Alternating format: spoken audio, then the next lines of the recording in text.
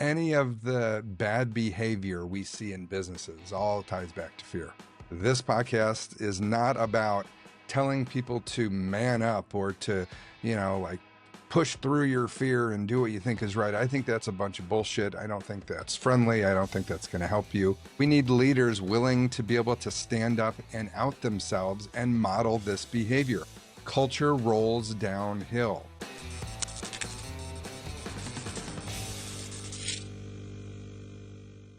Hey, everybody, I'm Clay Stelzer, founder and CEO of 1560, the coaching company, and host of this new podcast we're going to be talking about today called Fearful Giants. And I am pumped. I am super excited about this podcast.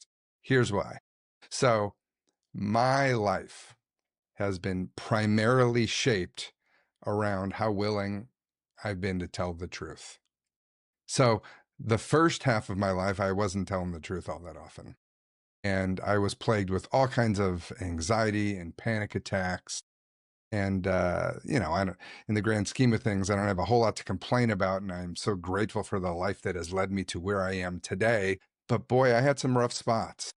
Before I got into coaching, maybe it's even more than half my life. Like, I had some really cool gigs. I was a pretty successful executive. Before I got into coaching, my last gig, I was helping Samsung come up with the future of headphones. And I was working with Frito-Lay to come up with the next products for Doritos. Like, pretty cool stuff. I had the things, I had the toys, I had the life that I thought I should be living. And when I got super honest with myself, I was just a wreck. I had nothing left in the tank. And I'm so grateful that I met a coach that helped me see how I was creating all of that all by myself. He helped me see that I wasn't being honest with myself. And in fact, I may not have even been aware of what my truth was, let alone being willing to share it with others.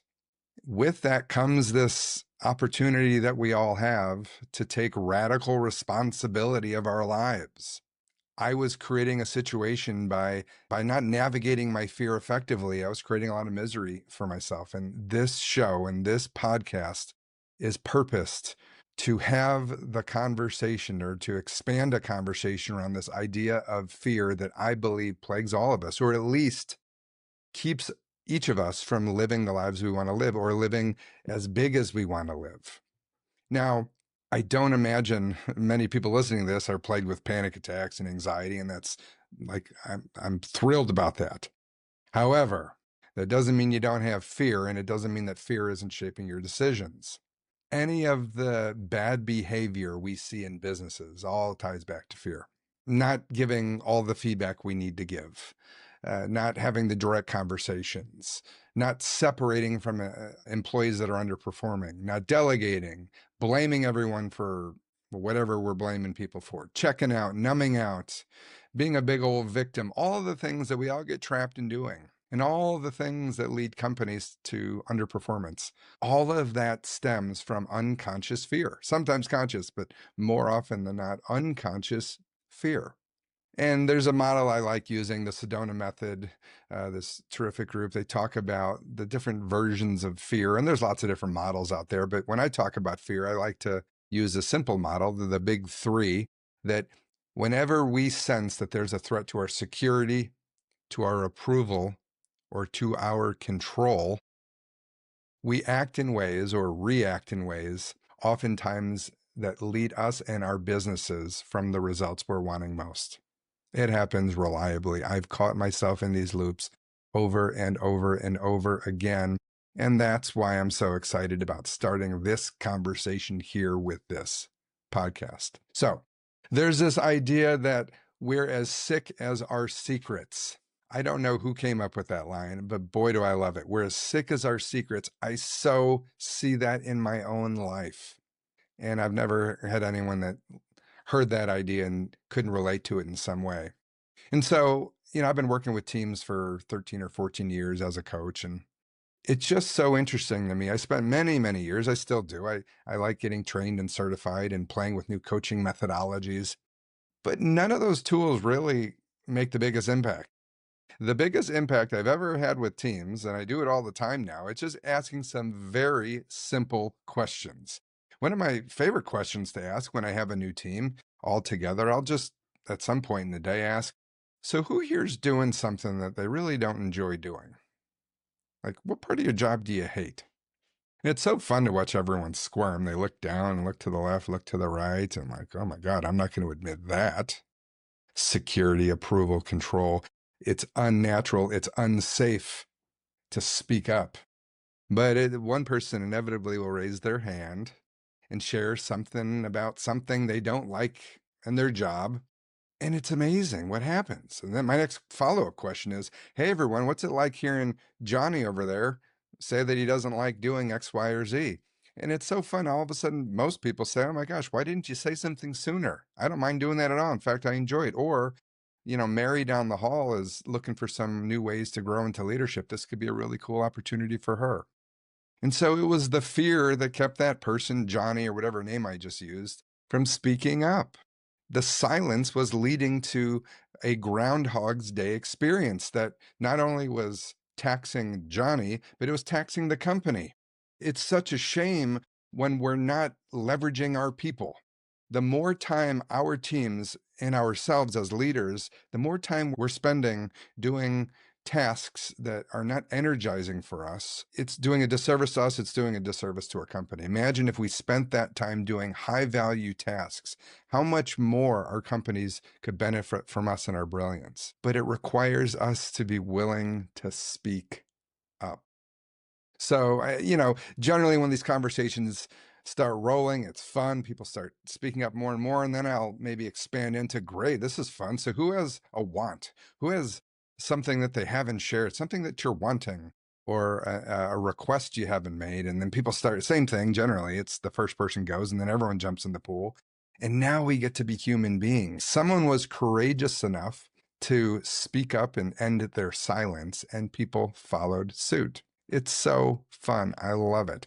We need more of that in the world and in our businesses. This can be a challenge because it's fear and it's part of our biology. We're not sitting around, one, aware of our fear most of the time. And if we are, well, that fear keeps us from speaking up. And so the real question and the real opportunity is, how are you willing to be with your fear?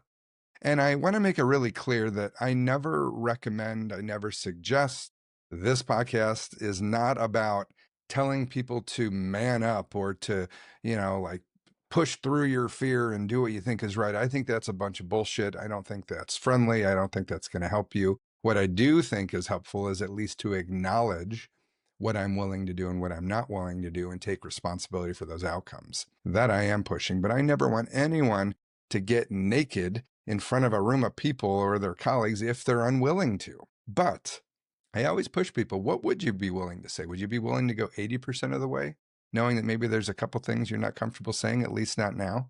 It takes a little bit of practice. It takes some time, but it takes a conversation like this, in my experience. And we need leaders willing to be able to stand up and out themselves and model this behavior. Culture rolls downhill.